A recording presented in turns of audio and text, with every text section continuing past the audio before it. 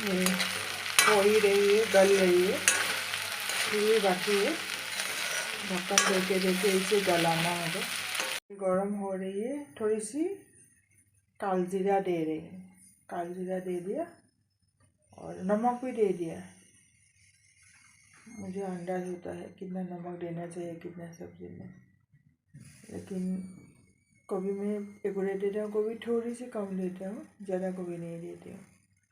क्योंकि नमक अगर ज़्यादा हो गया तो खाने में एकदम खराब लगता है, और कम हो गया अगर मिला भी नहीं गया तो एकदम बेसुर हो जाता है। जितना भी मसाला दो, कुछ भी दो, कोई भी सब्ज़ी में, इसलिए नमक को एक्यूरेट होना ज़रूरी है।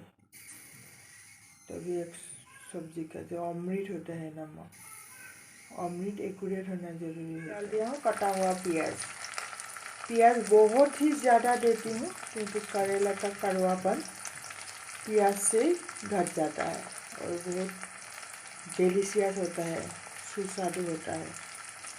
लेकिन अभी प्याज का बहुत ही ज़्यादा दाम है, इसलिए छोटा छोटा 2 प्याज सी दिया हूँ और एक बड़ा प्याज का आधा दिया हूँ, आधा से भी कम दिया हूँ। पहले से ही था फ्रिज में, प्याज बाहर में नहीं रखना चाहिए, फ्रिज में ढक के रखा हुआ था।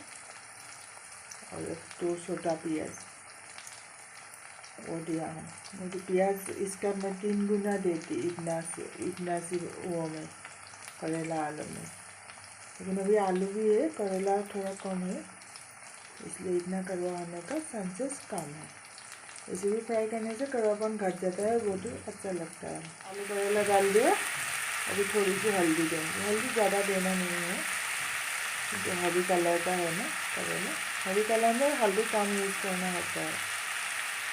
फिर आलू होता तो एक्यूरेट देना है, लेकिन अभी बहुत कम का देना है। इसे तो पुराने लोग देता ही नहीं था, लेकिन देना है हल्दी, क्योंकि काला बिगड़ जाता था इसलिए नहीं देता था।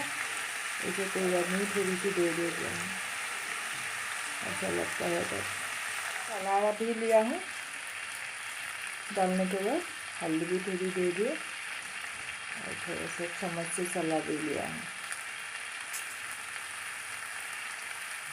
अभी ढक के पकने दूँगी, ये थोड़ा पकने देता हूँ इनको।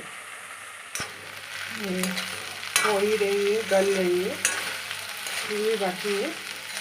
ढक्कन देके देके इसे गलाना होगा।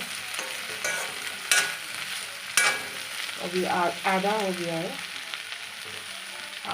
आलू भी आधा। ये एकदम नया आलू नहीं है, ये मेरा पहले से ही था, तो पुराना आलू है, इसको गलने में थोड़ी टाइम लगती है।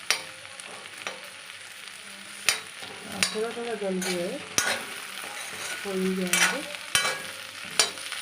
एंड में ही वो होता है, क्या कहते हैं, कुरकुरी टाइप का।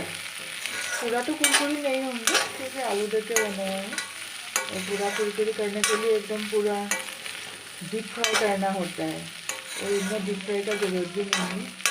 डीप फ्राई में सारा विटामिन वगैरह चला जाता है।